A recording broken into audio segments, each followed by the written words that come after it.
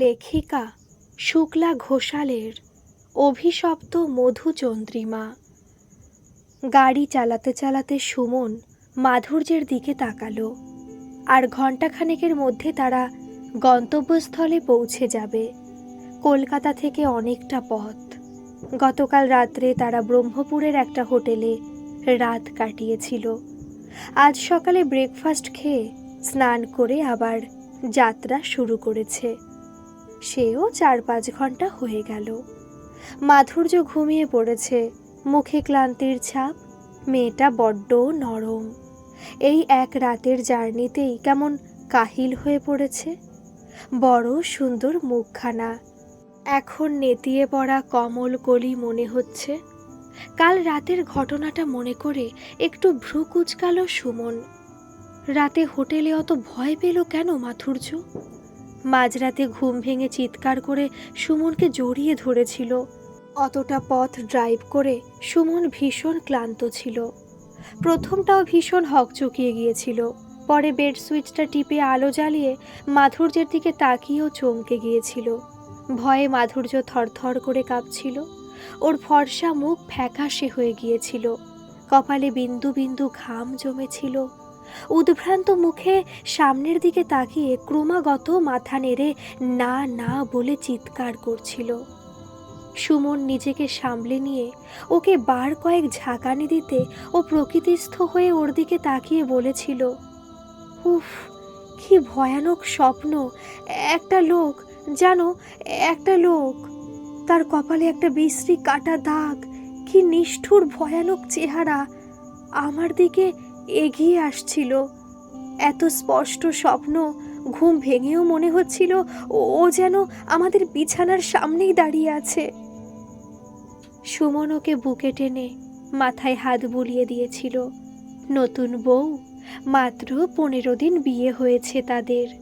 প্রেমের বিয়ে নয়, দুটি পরিবারের মধ্যে আলাপ আলোচনা করে সম্বন্ধ করে বিয়ে।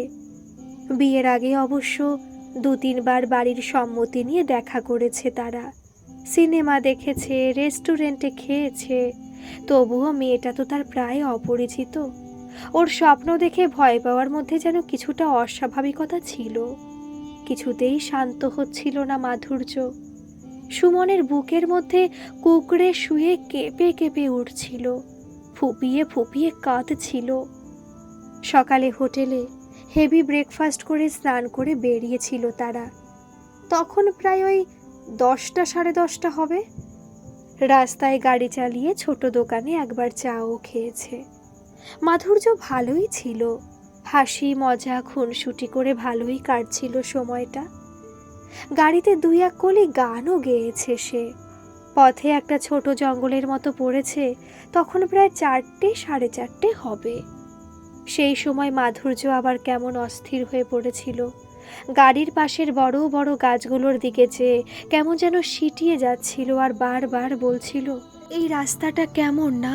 আমার মনে হচ্ছে গাড়ির পিছু পিছু কেউ যেন আমাদের সঙ্গে আসছে। আমার গায়ে হাত দিয়ে দেখো, আমার হাত পা কেমন ভারী হয়ে গেছে। সুমন একটু বিরক্ত হয়েছিল। কিছুটা ধমকে মাধুর্যকে বলেছিল, কি ছেলে মানুষই করছো? গাড়ির সঙ্গে সঙ্গে কে আসবে? জঙ্গলের পথ, এখন বিরক্ত না করে একটু চুপ করে বসে থাকো তো। মাধুর্য আর কিছু বলেনি। অভিমান করেই হয়তো একটু সরে বসেছিল। তারপর কখন যেন ঘুমিয়ে পড়েছে। ঘুমন্ত মাধুর্যের মুখের দিকে আরও একবার তাকালো সুমন। ওর ঘুমন্ত মুখেও কেমন একটা নিরাপত্তাহীনতার ছাপ। ঘুমের মধ্যেও আধ বোঝা চোখ দুটি একটু একটু নড়ছে। গোলাপের পাপড়ির মতো ঠোঁটটা কেঁপে কেঁপে উঠছে। ও কি কোনো স্বপ্ন দেখছে? চিন্তিত হলো সুমন। মাধুর্যের কোনো মানসিক অসুস্থতা নেই তো? ভাবতে ভাবতেই দূরে পাহাড়ের সারি দেখা গেল। টকবক করে সাদা ঘোড়া ছুটিয়ে এলো 6 জন অশ্বারোহী। তাদের সঙ্গে এসেছে রাজবাড়ির তাসা পার্টি। নতুন বরবধূকে এভাবে সম্মান জানিয়ে নিয়ে যাওয়া হয় রাজবাড়িতে। বহু পুরনো ট্র্যাডিশন এখনো চলছে। মাধুর্যের ঘুম ভেঙে গিয়েছিল। প্রথমটা সে ভয়ে পেয়ে সুমনের হাত চেপে ধরেছিল, তারপর যখন বুঝতে পেরেছিল এই সমারোহ তার ও সুমনের অভ্যর্থনার জন্য, তখন বিস্ময়ে তার চোখ বড় বড় হয়ে গিয়েছিল। সুমন খুব আস্তে গাড়ি চালাচ্ছিল। এখন তারা রাজবাড়ি নিজস্ব এলাকায় ঢুকে পড়েছে। মোরাম বিছানো পথের দুধারে দাঁড়িয়ে আছে দীর্ঘ পাইন গাছের সারি। একটু পরে চোখের সামনে নীল আকাশের পটভূমিতে ভেসে উঠল বিশাল পক্ষ বিস্তারকারী রাজহাঁসের মতো অবন্তিপুরা রাজপ্রাসাদ। হ্যাঁ, এই অবন্তিপুরা রাজবাড়ি সুমনদের পারিবারিক হেরিটেজ, তাদের অহংকার। প্রায় ৩০০ বছর আগে এই রাজবাড়ি প্রতিষ্ঠা করেছিলেন সুমনদের পূর্বপুরুষ জমিদার হিমাংশু প্রতাপ রায়। খুব রমরমা ছিল তখন তাদের এখানে। কালক্রমে জমিদারি প্রথা বিলোপ হয়ে গেছে। বিশাল জমিদার বংশের অনেকেই নানা জায়গায় ছড়িয়ে পড়েছে। কটক ভুবনেশ্বরে ও তাদের জাতিগোষ্ঠীরা অনেকে আছে। আবার কলকাতার পাথুরিঘাটা অঞ্চলেও তাদের একটা শাখা আছে। পাথুরিঘাটাতে এখনো জমিদারি ঠাটবাট বজায় রাখার একটা প্রচেষ্টা আছে। রথের সময় বাড়ি থেকে বিশাল রথ বেরোয়। দুর্গাপুজোয় ৩ দিন পাঠা বলি হয়। গ্রাম থেকে ঢাকিরা আসে। লোকে এখনো ওই বাড়ির স্থাপত্য সৌন্দর্যে মুগ্ধ হয়ে যায়। আসলে পাথরঘাটায় জমিদার বাড়ি ছিল তাদের আদি বাড়ি, কিন্তু কোনো কারণে হিমাংশু প্রতাপের বাবা তার ওপরে বিরক্ত হয়ে হিমাংশু প্রতাপকে উড়িষ্যার আদিবাসী অধ্যুষিত গ্রাম অবন্তিপুরায় তাদের যে ছোট্ট জমিদারি ছিল তা দেখাশোনা করতে পাঠিয়ে দেন। হিমাংশু প্রতাপের অক্লান্ত চেষ্টায় অবন্তিপুরা জমিদারির সীমা বৃদ্ধি পায়, আয়ও বেড়ে যায় অনেক গুণ। দরিদ্র আদিবাসী প্রজাদের সর্বাঙ্গীন উন্নতির জন্য তিনি প্রচুর চেষ্টা করেছিলেন। তারই চেষ্টার ফলে অন্নহীন, বস্ত্রহীন, আশ্রয়হীন প্রজারা নিশ্চিন্ত জীবনের সন্ধান পেয়েছিল। বুদ্ধিমান হিমাংশু প্রতাপ তেজারতি ব্যবসায় টাকা খাটিয়ে ফুলে ফেপে উঠেছিলেন। ইংরেজ প্রভুদের সঙ্গে সদ্ভাব রেখে অচিরেই তার প্রচুর উন্নতি হয়েছিল এবং শেষ বয়সে তিনি রাজা উপাধি পেয়েছিলেন। ছোট্ট রাজবাড়ি মার্বেলের প্রাসাদে পরিণত হয়েছিল। জাঁকজমক ও বিলাসিতায় তিনি কলকাতার বাবুদের টেক্কা দিতেন। হিমাংশু প্রতাপের মৃত্যুর পর তার 4 পুত্রের ওপর জমিদারির দায়িত্ব পড়ে। এরা প্রত্যেকেই ছিলেন অত্যন্ত সক্ষম ও বুদ্ধিমান। বাবার রেখে যাওয়া সম্পত্তি তারা আরও বহুগুণ বৃদ্ধি করেছিলেন। আজ তাদের সন্তান সন্ততিরা ভারত ও পৃথিবীর নানা স্থানে সসম্মানে প্রতিষ্ঠিত। তারা প্রত্যেকেই এই উত্তরাধিকারকে রক্ষা করতে চায়। মূলত তাদের সমবেত চেষ্টায় যে বিশাল ফান্ড তৈরি হয়েছে তার দ্বারাই জমিদারি আজও নিজস্ব চাল চলন বজায় রেখে চলেছে। প্রজারা আজও অত্যন্ত অনুগত। জমিদারি কবে চলে গেছে তবু তারা আজও এদের রাজা বলে মনে করে, শ্রদ্ধা করে, ভালোবেসে ফল ফুল সবজি মাছ ডিম উপহার দিয়ে যায়।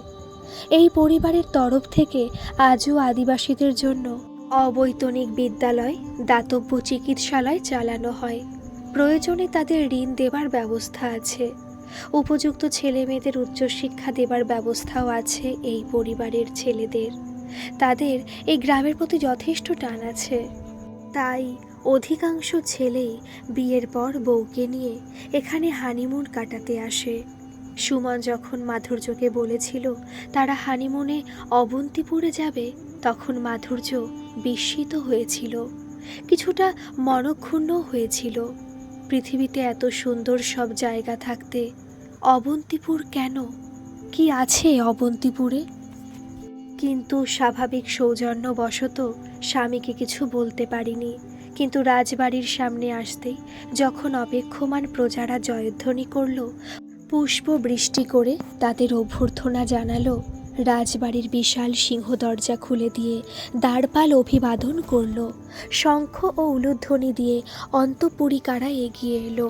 সাদা তসরের থান পরিহিতা, মুক্তার অলঙ্কারে সজ্জিতা বৃদ্ধা রাঙা ঠাকুমা তাকে বিধিমতে বরণ করে নিলেন দুধে আলতায় পা ডুবিয়ে। সেই পায়ের ছাপ ফেলতে ফেলতে রাজবাড়ির বিশাল হলঘরের মধ্যে দিয়ে যেতে যেতে মাধুর্য কি এক আবেশে ডুবে গেল। এ কোথায় এলো সে? ইট পাথরের শহর থেকে যেন কোনো মন্ত্র বলে কোনো রূপকথার রাজ্যের রানী হয়ে গেল। পাশে সুমন যেন সেই রাজ্যের যুবক রাজা। এই বাড়ির অনেকগুলি মহল। ভেতরের একটি মহলে থাকেন রাঙা ঠাকুমা ও বর্তমান প্রজন্মের মালিকরা। রাঙা ঠাকুমা সম্পর্কে সুমনের বাবার কাকিমা জ্ঞাতি কাকিমা। সুমনের ঠাকুরদা একমাত্র সন্তান ছিলেন। নেই নেই করেও বিভিন্ন জ্ঞাতিগোষ্ঠী, আত্মীয় পরিজন ও দাস দাসী মিলিয়ে এই মহলে প্রায় জনা 50 মানুষ বাস করে।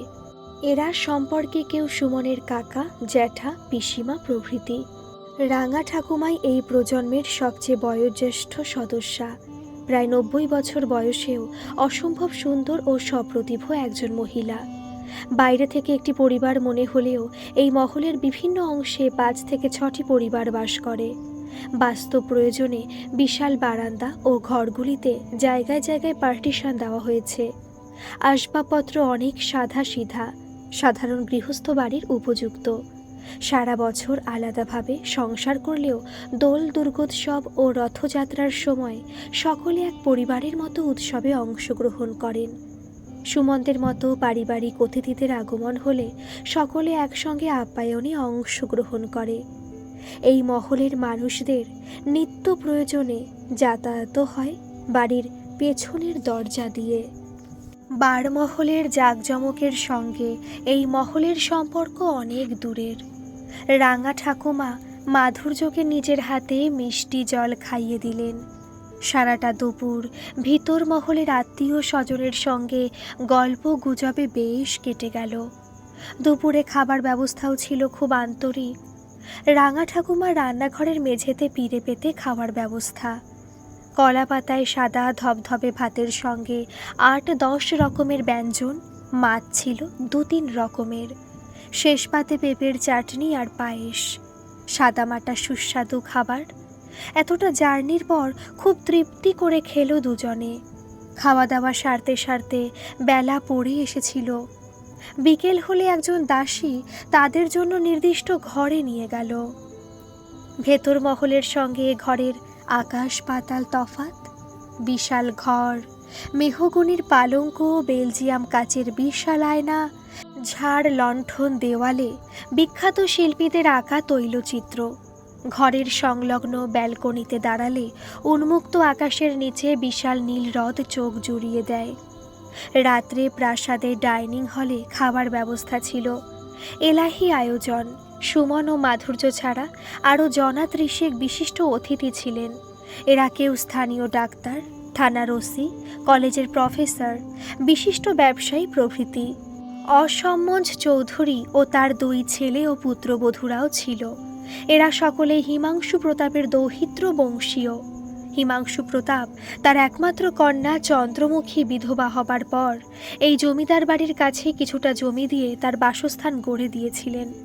কালক্রমে এই বংশের ছেলেরা শিক্ষায় দীক্ষায় বৈভবে রায় বংশের যোগ্য উত্তরসূরি হয়ে উঠেছিল। অসম্মঞ্জ চৌধুরীর 2 ছেলে বিট্টু ও সুমন্ত প্রায় সুমনেরই বয়সী। ছোটবেলা থেকে বহুবার আসা যাওয়ার জন্য সুমনের সঙ্গে তাদের যথেষ্ট ঘনিষ্ঠতা আছে।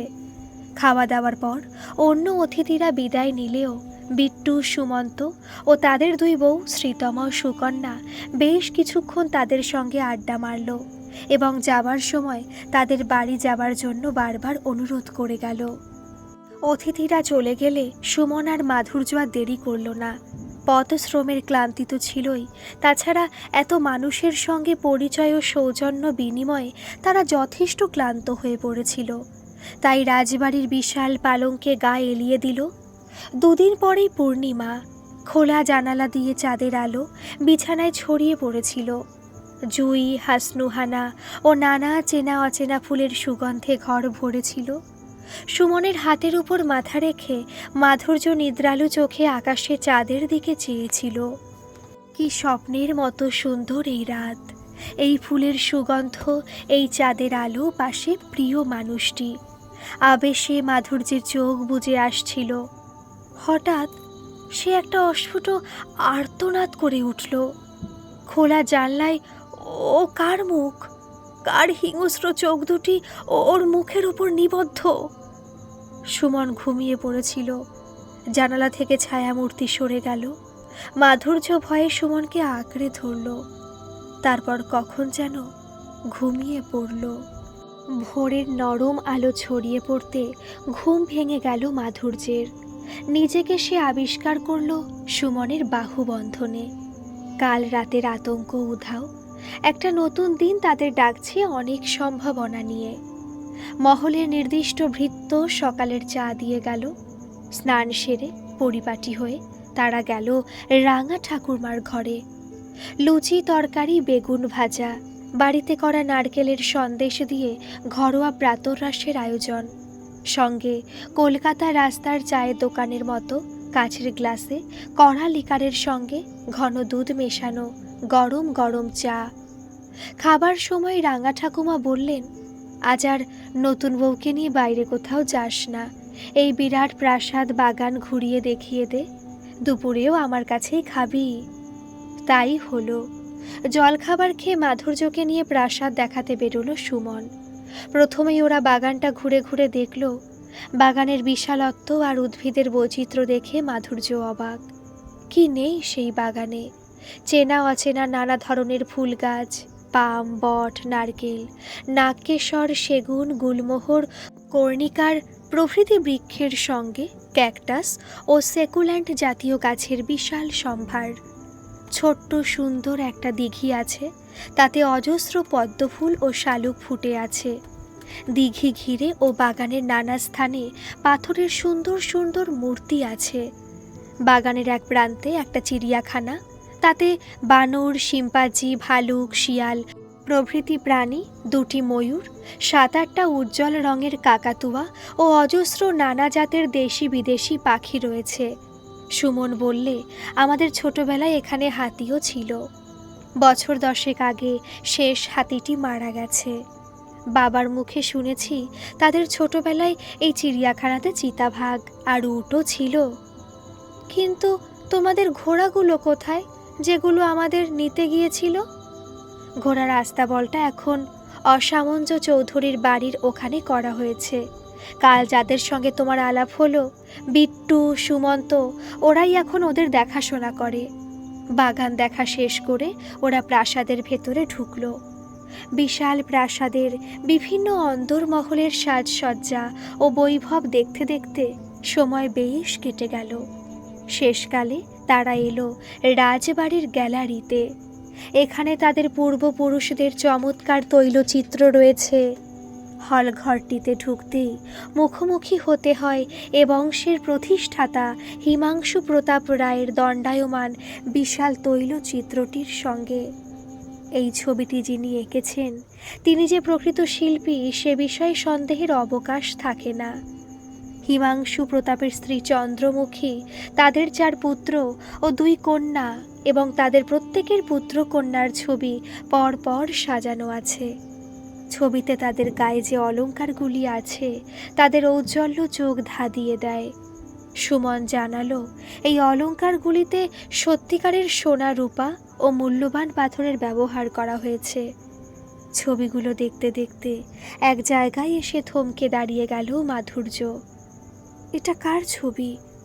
ঘোড়ায় উপবিষ্ট এক বিশাল পুরুষ, কপালে গভীর কাটা দাগ, সমস্ত মুখে যেন শয়তানি অভিসন্ধির স্পষ্ট ছাপ রয়েছে।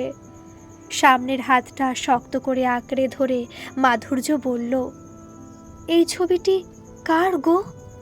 সুমন এ ঘরে খুব কমই এসেছে, এলেও সেভাবে ছবিগুলি কখনোই দেখেনি। ছবির পুরুষটিকে সে চিনতে পারল না। নিচে নাম দেখল চন্দ্রকান্ত পট্টনায়ক।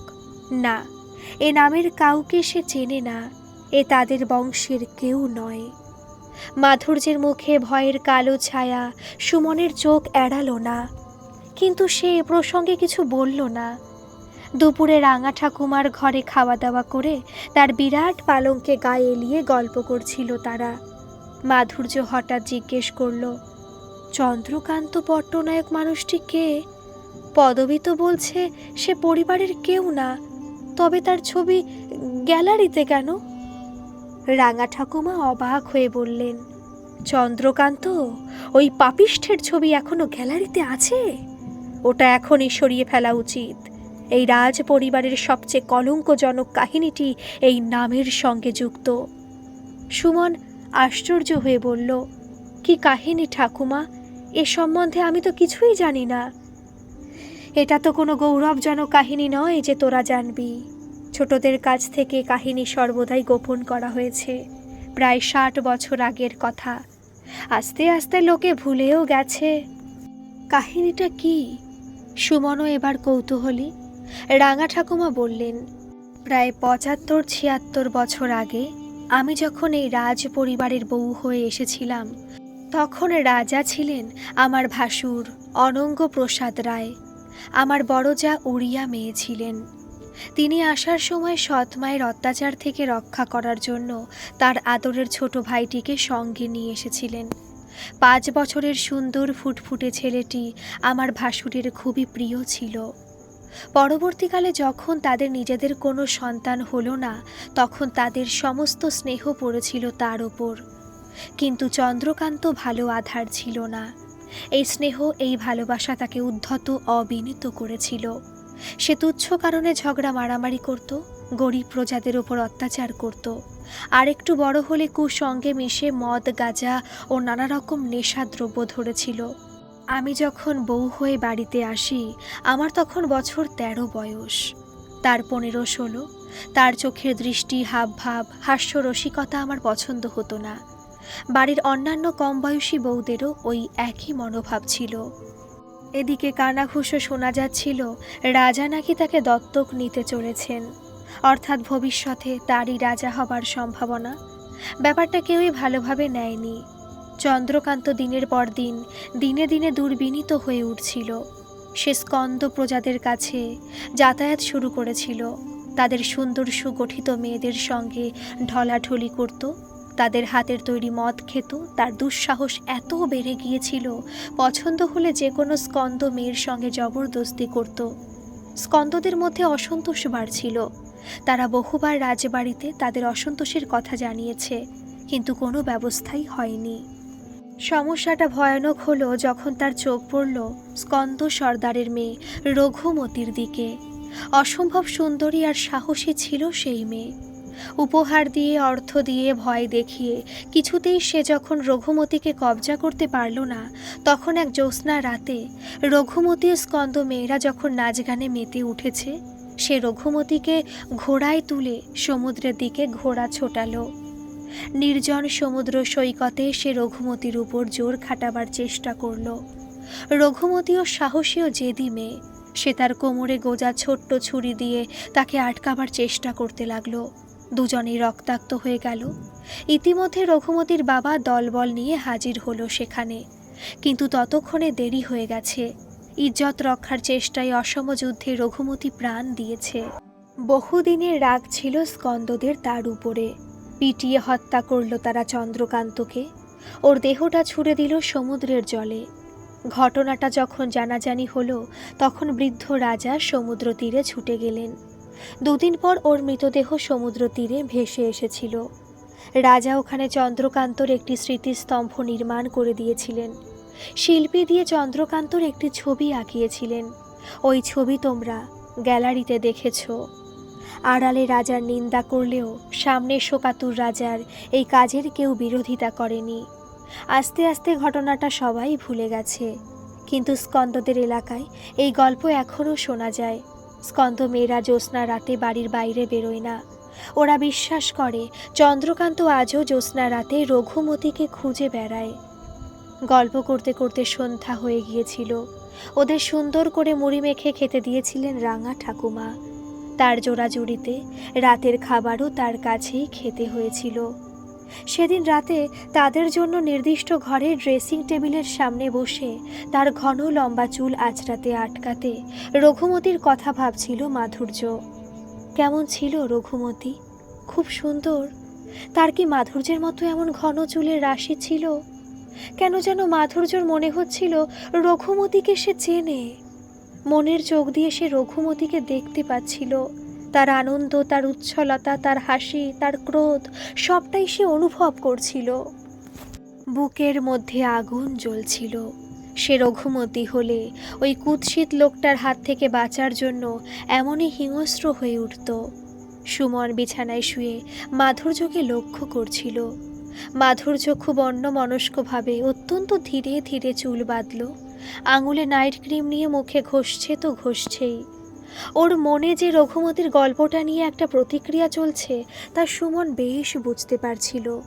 স্বপ্নে দেখা মানুষটা আর চন্দ্রকান্ত মাধুর্যর চেতনায় এক হয়ে গেছে। সে অস্থির হয়ে আছে। সুমন বিছানা থেকে উঠে এসে মাধুর্যর চুলে মুখ ডুবিয়ে দিল, আদর করে তাকে বিছানায় নিয়ে গেল। মিষ্টি কথায় আদরের সোহাগে প্রশমিত করতে চাইল ওর ভেতরের ভয়টাকে। অল্পক্ষণ পরে মাধুর্য অনেক স্বাভাবিক হয়ে গেল। খোলা জানালা দিয়ে আকাশে পূর্ণ চাঁদের শোভা দেখতে দেখতে পাশে প্রিয় মানুষটিকে নিয়ে সে হারিয়ে গেল এক অলীক স্বপ্ন রাজ্যে। পরদিন সকালে ওরা গেল অবন্তিপুরার বিখ্যাত নীলকণ্ঠ মন্দির দেখতে। এই মন্দিরের প্রতিষ্ঠাতা ছিলেন হিমাংশু প্রতাপের ছেলে রুদ্র প্রতাপ রায়। প্রাসাদের ব্যালকনি থেকে যে বিশাল হ্রদ দেখা যায়, সেই হ্রদটির অপর পারে নীলকণ্ঠের মন্দির। হ্রদটি প্রাসাদ থেকে দেখা গেলেও হ্রদটির দূরত্ব প্রাসাদ থেকে মাইলখানেক হবে। হ্রদটি পার হবার জন্য সুন্দর সাজানো নৌকা আছে। নৌকা করে সরাসরি মন্দিরের ঘাটে নামা যায়, কিন্তু সুমন নিজের গাড়িতে করে একটু ঘুর পথেই মন্দিরের দিকে যাত্রা করল। পথে মাধুর্যকে নানা ধরনের গাছ পাখি চেনাতে লাগলো। দেখালো তাদের ছোটবেলার সব প্রিয় জায়গা। বিশাল ঝুড়িওয়ালা বটগাছ, যার তলায় সপ্তাহান্তে হাট বসে। রাজবাড়ির স্থাপিত প্রাইমারি স্কুল। পথে যেতে যেতে চমৎকার একটা জনপদ পড়ল। ছোট ছোট পরিচ্ছন্ন মাটির বাড়ি, হাঁস মুরগি ঘুরে বেড়াচ্ছে, বাচ্চারা খেলা করছে।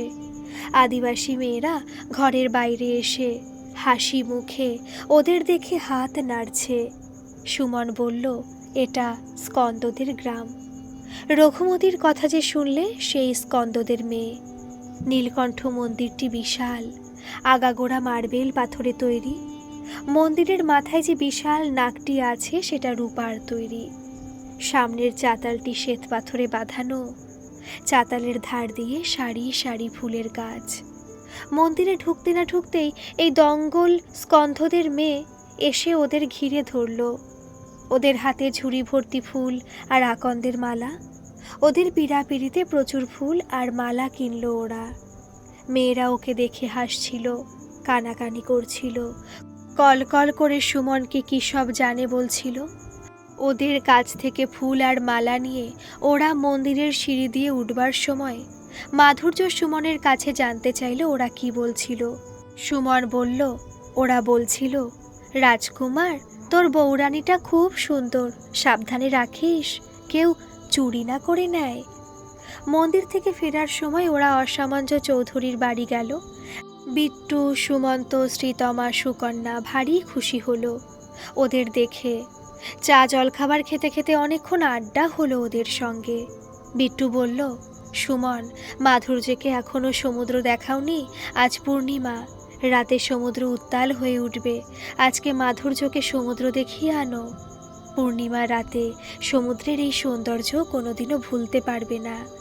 সুমন বলল, বিট্টুদা, আমার জয়চাঁদকে চাই, মাধুর্যকে আজ ঘোড়ায় চড়াতে চাই। বিট্টু বলল, তা বেশ, কিন্তু এখন ওকে নিয়ে যেও না। এখনও খাবে, তারপর সহি শেষে দলাইমালাই করবে, সন্ধেবেলা যাবার আগে নিয়ে যেও। তাই হবে, তবে অনেক দিনের অনভ্যাস তো, একবার আলাপটা ঝালিয়ে নি। সবাই মিলে ঘোড়ার আস্তাবলের কাছে এলো। পাশাপাশি দাঁড়িয়ে ধবধবে সাদা 6টি ঘোড়া, সংগ্রাম, জয়চাঁদ, শতানিক, সুভদ্র, পুষ্পল ও বিপ্লব। পুষ্পল ও বিপ্লব নতুন এসেছে, এদের সঙ্গে সুমনের পরিচয় নেই। অন্য ঘোড়াগুলি সবকটি ওর পরিচিত হলেও জয়চাঁদ বিশেষ প্রিয়। বছর 2 আগে ও যখন শেষবার এসেছিল তখন জয়চাঁদকে নিয়ে সারাদিন ঘুরত। সুমন আস্তাবলে ঢুকে জয়চাঁদের নাম ধরে ডাকলো, তারপর লাগাম ধরে তাকে বাইরে নিয়ে এলো। মাধুর্য একেবারেই সামনে থেকে জয়চাঁদকে দেখে অবাক হয়ে গেল। কি বিশাল ঘোড়া আর কি সুন্দর দেখতে! সুমন ওর গায়ে হাত বুলিয়ে দিচ্ছিল, মাথায় হাত বুলিয়ে আদর করছিল।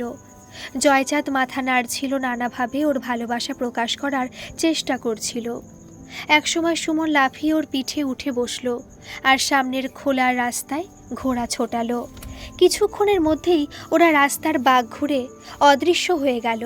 মিনিট 20 পরে জয়চাঁদকে নিয়ে ফিরে এলো সুমন। মাধুর্য মুগ্ধ হয়ে সুমনকে দেখছিল। কি সাবলীলভাবে ঘোড়া ছুটিয়ে আসছে সুমন, কি সুন্দর লাগছে তাকে, ঠিক যেন রূপকথার রাজপুত্র। সেদিন সন্ধ্যায় সাজ শেষ করে ব্যালকনিতে এসে দাঁড়ায় মাধুর্য। ভারী যত্ন করে আজ সেজেছে সে। আজ তার সুন্দর টানা চোখ দুটিকে কাজলের ছোঁয়ায় আরও মায়াময় করে তুলেছে। মাস্কারার ছোঁয়ায় চোখের পাতাগুলিকে করে তুলেছে আরও ঘন ও নিবিড়। তার ঘন কেশগুচ্ছকে বেঁধেছে দীর্ঘ বেণীর বন্ধনে। জুঁই ফুলের মালা দিয়ে সাজিয়েছে তার বেণী। হাতে কানে গলায় পড়েছে জারোয়ার অলংকার, নাকে পড়েছে হীরের নাকছাবি। স্বামীর সঙ্গে জ্যোৎস্না ভিসারে যাবার জন্য পড়েছে নীল লেহেঙ্গা, জাফরানি রঙের ব্লাউজের ওপর বিছিয়ে দিয়েছে নীল চুমকি বসানো ওড়না। আয়নায় নিজেকে দেখে নিজেই চোখ ফেরাতে ভুলে যায় সে। এ যেন প্রতিদিনের চেনা মাধুর্য নয়, এ যেন অপরিচিত কোনো রাজ্যের রাজকন্যা। সুমন গেছে বিট্টুদের বাড়ি থেকে জয়চাঁদকে আনতে। উত্তেজনায় রোমাঞ্চিত মাধুর্য তার চোখ দুটি নিবদ্ধ করে রাস্তার উপরে। এখনই জয়চাঁদকে নিয়ে সুমন আসবে ওই পথ দিয়ে। হেমন্তের কুয়াশাচ্ছন্ন সন্ধ্যা, জ্যোৎস্না যেন ফুটেও ফোটেনি। ঘোড়ার খুরের শব্দ তুলে ছুটে আসে সুমন, হাতটা যেন একবার উপরে তোলে। ওপর থেকে ছুটে নেমে আসে মাধুর্য। নুপুরের নিক্কণ তুলে ছুটে বেরিয়ে যায় সিংহ দরজা দিয়ে। দারোয়ান বিজু মহাপাত্র সব সম্ভ্রমে উঠে দাঁড়িয়ে সেলাম ঠোকে। সেদিকে দৃষ্টিপাত না করে কিছু দূরে দাঁড়ানো ঘোড়ার দিকে ছুটে যায় সে। অশ্বারোহী নিচু হয়ে তার হাত ধরে তুলে নেয় ঘোড়ার পিঠে। চাবুক চলে, ঘোড়া বায়ু বেগে ছুটতে শুরু করে। অশ্বারোহীর ঠান্ডা বরফের মতো হাত মাধুর্যর শিরদাঁড়া কাঁপিয়ে দেয়। তার চোখ পড়ে অস্থি সর্বস্ব হাতটির দিকে। আতঙ্কে মুখ তুলে সে আগন্তুককে দেখার চেষ্টা করে। একখানা কদর্য হিংস্র মুখ ঝুঁকে পড়ে তার উপরে। মাধুর্যর তীব্র আর্তনাদে ফালা ফালা হয়ে যায় সন্ধ্যার নীরবতা। দারোয়ান সচকিত হয়ে উঠে দাঁড়ায়, আর তখনই ঘোড়া ছুটিয়ে সুমনের আবির্ভাব হয়। মাধুর্যের আর্তনাদ তারও কানে গেছে। সুমনকে দেখে হতবুদ্ধি বিজু বলে, বৌরানী তো ওদিকে গেলেন, ঘোড়া ছুটিয়ে কে এলো? আমি তো ভেবেছি আপনি এসেছেন। সুমনের বুক হাহাকার করে উঠল। এ কি হলো? কে ভুলিয়ে নিয়ে গেল তার মাধুর্যকে? তুমি লোকজন নিয়ে এসো, আমি ওদের পেছনে যাচ্ছি বলে ঝড়ের গতিতে ঘোড়া ছুটালো সে। সামনে যেন ঘোড়ার খুরের শব্দ শোনা যাচ্ছে। অস্পষ্ট কুয়াশায় যেন ভেসে যাচ্ছে সাদা ঝাপসা একটা ঘোড়া। আধ ঘন্টার মধ্যে সমুদ্র তীরে এসে পৌঁছল সুমন। নির্জন সমুদ্র সৈকত, ফুটফুটে জ্যোৎস্নায় যতদূর দেখা যায় কোথাও কেউ নেই। ভরা জোয়ারে সমুদ্র ফুলে ফেপে উঠেছে। মাঝে মাঝে সন্ধ্যার নিস্তব্ধতা ভঙ্গ হচ্ছে তটভূমিতে আছড়ে পড়া বিশাল তরঙ্গের আঘাতে। মধু, মধু, মাধুর্য! চিৎকার করে উঠল সুমন। কেউ সাড়া দিল না। জয়চাঁদ মাথা নিচু করে বেলাভূমিতে পা ঠুকে অদ্ভুতভাবে চিহি চিহি করে ডেকে উঠল। হাহাকারের মতো সুমনের চিৎকার ছড়িয়ে পড়ল দূর থেকে দূরে। কেউ সাড়া দিল না। কতক্ষণ সমুদ্র সৈকতে পাগলের মতো ছোটাছুটি করেছে সুমন, কতক্ষণ চিৎকার করে মাধুর্যকে ডেকেছে তা সে নিজেও জানে না। সম্বিত ফিরল বহু লোকের মিলিত কণ্ঠস্বরে। দারোয়ান বিজুর মুখে খবর পেয়ে প্রাসাদ থেকে চলে এসেছে তার আত্মীয় স্বজনরা। বিট্টু, সুমন্ত, এমনকি আদিবাসী বসতি থেকে স্কন্দরাও দলে দলে এসেছে। সবাই উত্তেজিত। কোথায় গেল মেয়েটা? উড়ে তো যেতে পারে না। সত্যি কি ঘোড়ায় চড়ে কেউ এসেছিল? কে সে? নানা প্রশ্নে সৈকত মুখরিত হয়ে ওঠে। উত্তেজিত মানুষগুলো ছোট ছোট দলে ছড়িয়ে পড়ে, খুঁজতে থাকে মাধুর্যকে। বেলাভূমির উপর দিকে যেখানে বসতি শুরু হয়েছে সেখানেও ছুটে যায় কয়েকজন। ছোট ছোট মাটির দোকান, দু একটা ঝুপড়ি, তারই সঙ্গে ঝাউ আর কাঠবাদামের জঙ্গল শুরু হয়ে ছড়িয়ে পড়েছে পশ্চিম দিকে। সেখান থেকে চেঁচিয়ে উঠল একজন, এদিকে এসো, দেখে যাও। পেয়েছি বোধহয় ওকে। সকলে ছুটে গেল সেদিকে। জঙ্গল যেখানে শুরু হয়েছে সেখানেই ঘাস পাতা আগাছার আড়ালে ঢাকা পড়েছে একটা পুরনো স্মৃতিস্তম্ভ। তারই নিচে পড়ে আছে মূর্ছিত এক নারী। মাধুর্য? হ্যাঁ, মাধুর্যই পড়ে আছে সেখানে। স্মৃতিস্তম্ভের পাথরের আঘাতে কপাল রক্তাক্ত হয়েছে তার। মধু, মধু, মধু! পাগলের মতো অচেতন মাধুর্যকে ঝাঁকাতে থাকে সুমন। ঝুপড়িবাসীদের কাছ থেকে কেউ নিয়ে আসে এক পাত্র জল, মাধুর্যের মুখে চোখে ছিটিয়ে দেয়। বিট্টু ও সুমন্ত এগিয়ে এসে জোর করে সুমনকে সরিয়ে দেয়। তাদের গাড়িতে করে মাধুর্যকে নিকটবর্তী স্বাস্থ্যকেন্দ্রে নিয়ে যাওয়ার ব্যবস্থা করে। মাধুর্যর দেহ মাটি থেকে তোলা মাত্র সমস্ত মাটি কেঁপে ওঠে। স্মৃতিস্তম্ভের তার পাশে উপর থেকে নিচ পর্যন্ত চির ধরে। স্কন্দরা বলা বলি করে, এ সেই শয়তানটার চিহ্ন রাজা বাবু বানাইছিলেন। দানুটা এখানেই বাসা বেঁধেছিল। সুমনেরও চোখ পড়ে স্মৃতিস্তম্ভের ফলকে। লেখাগুলির উপর চন্দ্রকান্ত পট্টনায়ক, জন্ম 1932, মৃত্যু 1962। 1 বছর পর কলকাতায় তাদের বাড়িতে হেমন্তের এক পাখি ডাকা ভোরে ঘুম ভেঙে গিয়েছিল সুমনের। তার পাশে অকাতরে ঘুমোচ্ছিল মাধুর্য। সুমনের মনে পড়ে গিয়েছিল 1 বছর আগে ঠিক এই দিনটিতে অপহৃত হয়েছিল মাধুর্য। তিক্ত হয়ে গিয়েছিল তাদের মধুচন্দ্রিমা। কি ভয়াবহ সেই স্মৃতি! চেষ্টা করলেও বোধহয় কোনো দিন ভোলা যাবে না সেই স্মৃতি। আজীবন অলৌকিক ব্যাপারে অবিশ্বাসী সুমনের বিশ্বাসের ভিত নড়ে গিয়েছিল। মাধুর্যকে নিয়ে প্রায় 1 মাস যাবৎ সে ভয়ানক টানাপোড়েনে চলেছিল। তাতে বহুবার সে অনুভব করেছিল এক অশুভ শক্তির ভয়ঙ্কর প্রভাব। মাধুর্যকে স্বাস্থ্যকেন্দ্রে নিয়ে যাবার পর সেখানকার ডাক্তার তাকে পরীক্ষা করে বলে দিয়েছিলেন মাধুর্যের বাইরের চোট সামান্য, কিন্তু সে সম্ভবত মস্তিষ্কের ভেতরে আঘাত পেয়েছে, ইন্টারনাল হ্যামারেজ হয়েছে। তাকে তখনই ব্রহ্মপুরের হসপিটালে নিয়ে গিয়ে চিকিৎসার দরকার। এতটুকু দেরি না করে সঙ্গে সঙ্গে তারা ব্রহ্মপুরের দিকে যাত্রা করেছিল। গাড়ি চালাচ্ছিল বিট্টুদের ড্রাইভার নরহরি দাস। সামনের সিটে তার পাশে বিট্টু আর সুমন্ত বসেছিল। মাঝখানের সিটে অচেতন মাধুর্যের মাথা কোলে নিয়ে সুমন বসেছিল। আর পেছনের সিটে বিজু ও প্রাসাদের আরও 3 জন কর্মচারী বসেছিল। হঠাৎ রাস্তার বাধার থেকে একটা বড় কালো বিড়াল ছুটে এসে গাড়ির সামনে দিয়ে রাস্তা পার হয়ে গেল। নরহরি দাস রাস্তার ধারে গাড়ি দাঁড় করিয়ে দিল। বিড়াল রাস্তা কেটেছে, এখন আর কিছুতেই যাওয়া যাবে না। সুমন অস্থির হয়ে পড়ছিল। সময় যত চলে যাচ্ছে মাধুর্য প্রাণের আশঙ্কা তত বাড়ছে, কিন্তু করার কিছু নেই।